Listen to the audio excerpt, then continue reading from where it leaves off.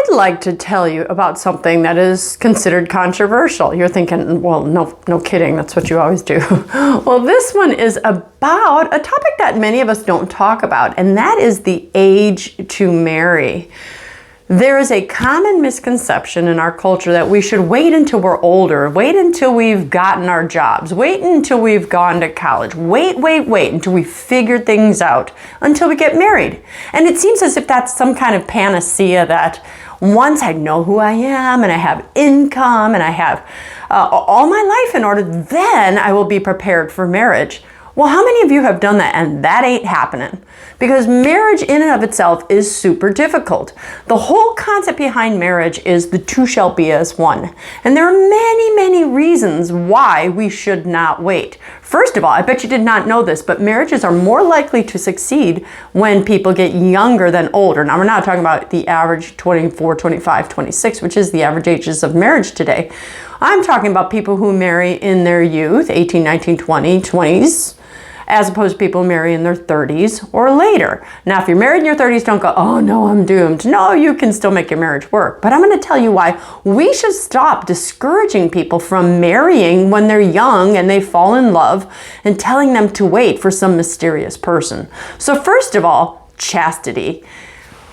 We are human animals. We have sex drives right after puberty, and we are having such a problem in society with abortion, sex out of marriage, people making mistakes, hookups, and that if we were to find a person that we loved and marry them young, the idea of waiting 6 months or so to get married is doable in terms of save yourself for marriage. You don't have to hold on for 2, 3, 4, 5 years when we're just going to push people into a sin. And for those of you that don't know it or don't believe it, sex outside of marriage is a sin. I don't care how old you are. It's in the Bible. It's taught by the church. Even if your spouse is dead, you're 40 years old, you're dating someone else, it's still a sin to have sex outside of marriage. So you must wait. So first of all, allowing people at the young age to marry. I know you're sitting there thinking, well, what if they didn't find their soulmate? Well, how many of you have found your soulmate and you still end up having problems? You still end up filing for divorce. You still thought that was the right person because you also come to me saying, I thought I was right. I never knew he had this problem or she had that problem. Well, guess what? We never know. There are always going to be things that we find out after we marry. That's the whole point. Marriage, yes, we do want to do our due diligence. You don't want to allow your 19-year-old to marry someone without finding out that, oh my gosh, he's got all kinds of problems with this or that or whatever. I'm talking about two kids whose parents like each other, like the kids, each other's parents, and think that they're good for each other. I'll do a future video about this concept of a soulmate being incorrect, because if we're thinking, well, yes, you're really good with John, but maybe you'll meet another guy with whom you'll be even more compatible. All right, I could go on and on about that one, but allowing a young person to marry. Also, the idea of marrying while they're both in college, or maybe one's in college or one's working and the other one is staying home raising the children. So another thing that I have learned with society's differences, again, remember, I'm trying to undo some of the damage and some of the thinking that society is causing even me to think, right? When you marry younger, you are less set in your ways. You are more likely to grow together. For the whole concept of the two shall be as one. Now, one of my favorite movies was always Runaway Bride. I believe that was Julia Roberts in there. And if you've not seen the movie, Julia Roberts would fall in love with someone and they'd show in the movie how she'd go down the aisle and just before she'd run away. Then she'd date someone else and be a whole different style. The first guy she's dating is a flower child style. And another guy she's dating is a biker style. And another guy she's dating is a corporate style.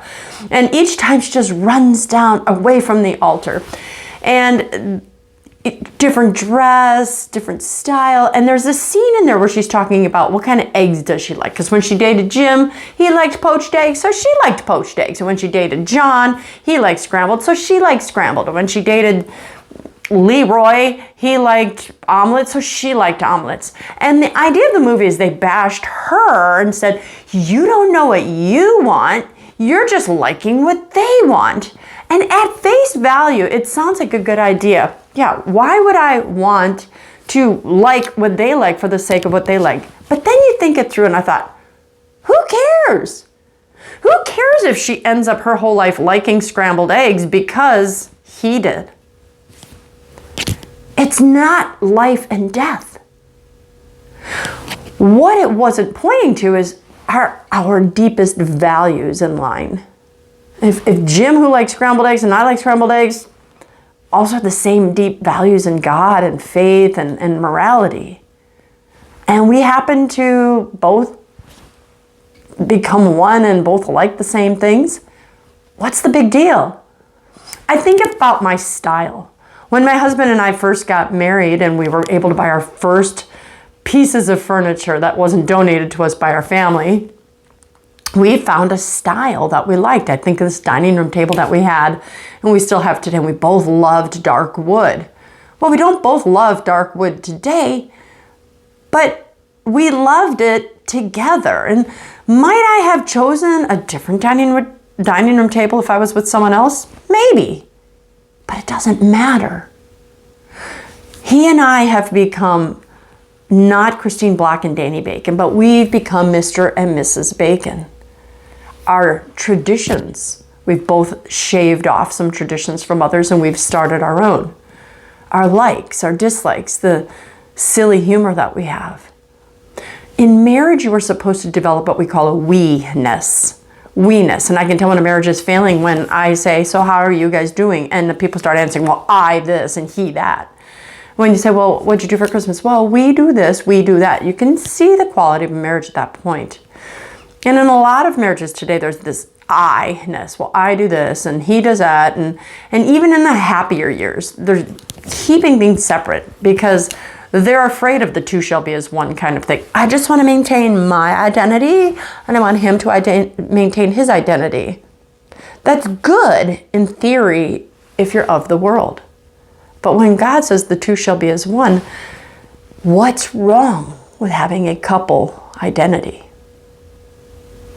I really want to continue on this age thing because it's another problem with waiting until you're older, waiting until you're in your 30s or sometimes even your 40s, is that if we go the way of the world where they say, I'm going to find out what I like, I'm going to get my life in order, get my job.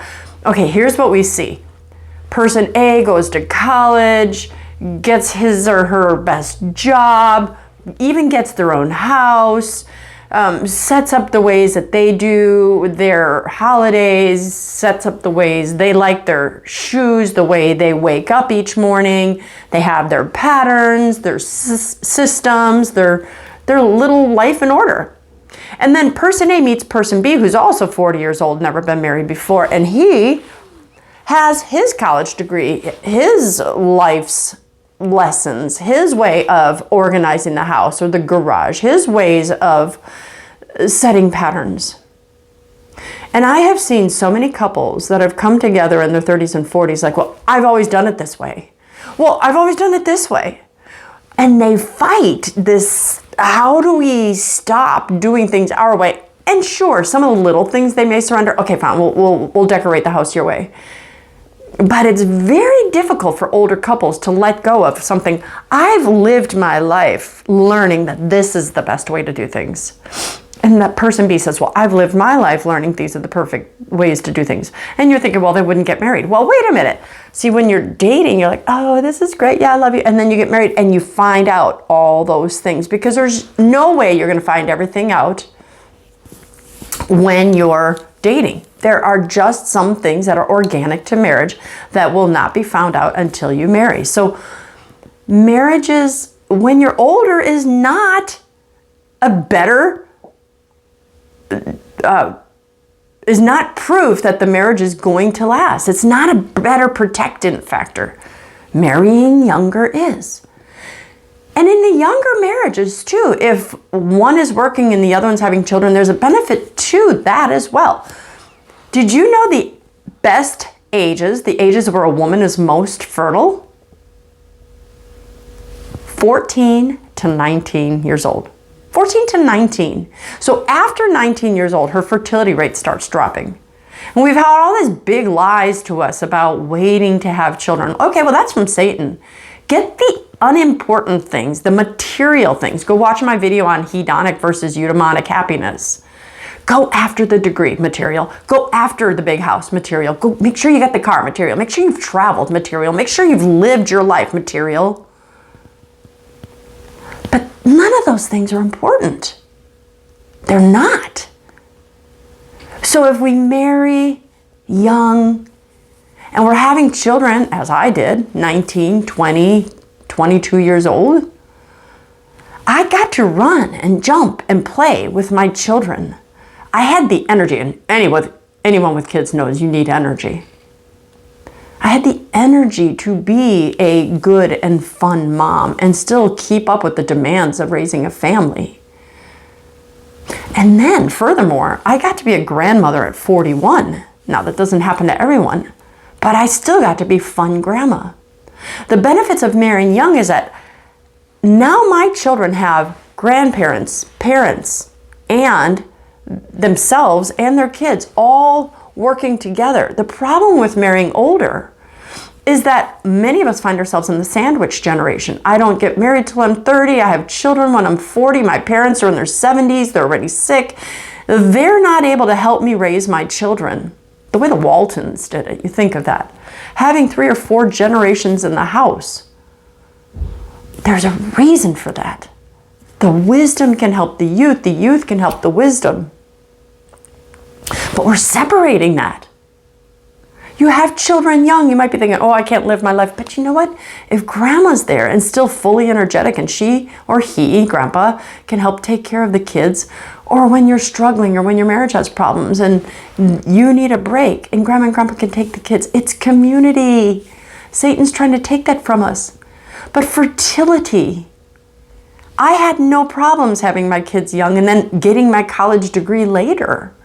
I got a college degree at 36 years old, zipped through to the PhD right away.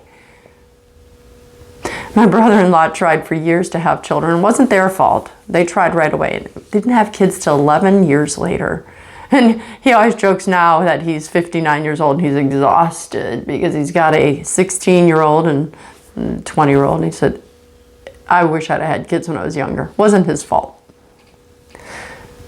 So children, fertility, and this doesn't even go into the problems that we have with infertility, multiple sex partners, birth control, all of these things that cause problems with fertility, with autism, with all these other areas. If we do things the way God ordered them, if we get married young, we won't need the birth control. If we have it, our children's levels of autism are likely to drop because they've been a connection to autism and older sperm. We have also gotten information that younger parents have more energy and can't give their kids as much, but they do play more, and older parents tend to give their kids more material and spoil them more, okay? But they're not able to give them as much time and attention necessarily. All of you, don't jump on me if you're an older parent. But is it necessarily good if we spoil our children? And think of the idea of having 1 or 2. That's not always best if you're able to have 3 or 4, and you don't need to provide material things if you're providing love and time and attention. I think these are all of the main issues right now with allowing people to marry young. But what I'm ultimately trying to say is there's no foolproof method. There's no guarantee that if you marry older that your marriage is going to last or that you're going to know yourself better. You may know yourself better, but the you at 35 and single is still going to be the you, is going to be different than the you at 35 married. We're all growing and changing. So even if you know yourself at 35 and you think you're ready to marry, guess what? That's about to change when you marry, because the two shall be as one. So it's a lot easier if we do it younger. I know I've probably missed out on a lot of reasons for this. I'd love to hear your comments on this one. But if you are older and your children are considering marriage and they found someone that they really love, and you think that he or she's a good partner too, don't make them wait. Support them. Tell them they're going to figure things out with marriage as they go. Protect them, guide them. They need you. But it's a lot of blessings that can come from marrying at the time that, well, marrying young. All right. I'm Dr. Christine Bacon. Would love to hear your comments. Christine at Breakfast with Bacon. Look me up. Let me know what other videos you'd like to have me do. And until then, I want to remind you always to live your life